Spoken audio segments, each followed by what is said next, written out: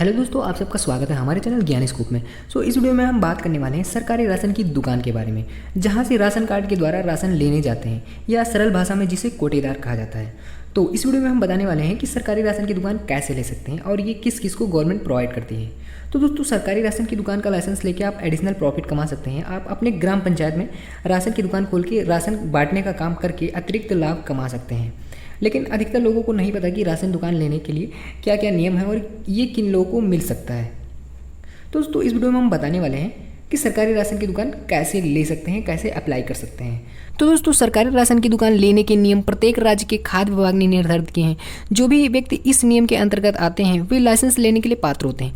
किसी भी सरकारी राशन का दुकान लाइसेंस लेने के लिए आवेदन करने से पहले आपको इसके नियम की पूरी जानकारी होना आवश्यक है, ताकि आपका रजिस्ट्रेशन कैंसिल ना हो। और आपको राशन की दुकान लेने के क्या नियम है इसकी पूरी जानकारी इस वीडियो में बताते हैं। तो दोस्तों, बता दूं कि राशन की दुकान लेने के क्या रूल्स हैं। तो सबसे पहला है, राशन की दुकान लेने के लिए आपकी न्यूनतम आयु जो है वह 21 वर्ष हो और ये अलग अलग राज्य में हो सकता है।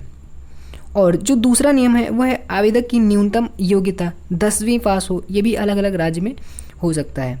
और तीसरा नियम है वह है कंप्यूटर नॉलेज होना बेहद ज़रूरी है। और जो चौथा नियम है वह है आवेदनकर्ता के विरुद्ध न्यायालय में कोई भी अपराध पंजीकृत ना हो, कोई भी अपराध दर्ज ना हो। और जो पांचवा नियम है वह है आवेदन के विरुद्ध आवश्यक वस्तु अधिनियम की धारा के तहत कोई भी मामला पंजीकृत ना होना चाहिए। और जो छठवां नियम है वह है आवेदक ग्राम प्रधान के परिवार का सदस्य नहीं होना चाहिए। और जो सातवां नियम है वह है आवेदक को पहले से ही राशन की दुकान आवंटित नहीं होनी चाहिए।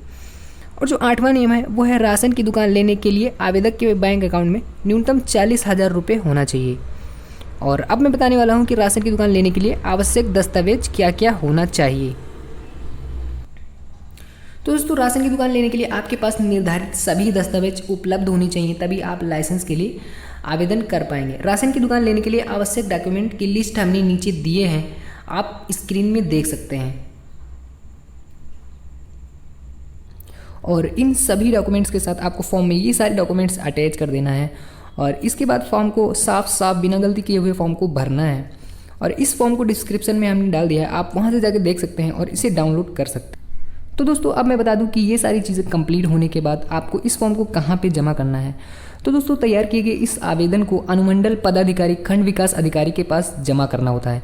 फिर राशन डीलर के लिए प्राप्त हुए सभी आवेदन और फॉर्म की जांच जिला स्तरीय चयन समिति द्वारा किया जाएगा और इसके बाद जांच में पात्र किए जाने वाले आवेदक को राशन डीलर हेतु लाइसेंस मिल जाएगा। दोस्तों, अगर आपको जानकारी सही लगी तो वीडियो को लाइक कर दें और चैनल को सब्सक्राइब करना ना भूलें।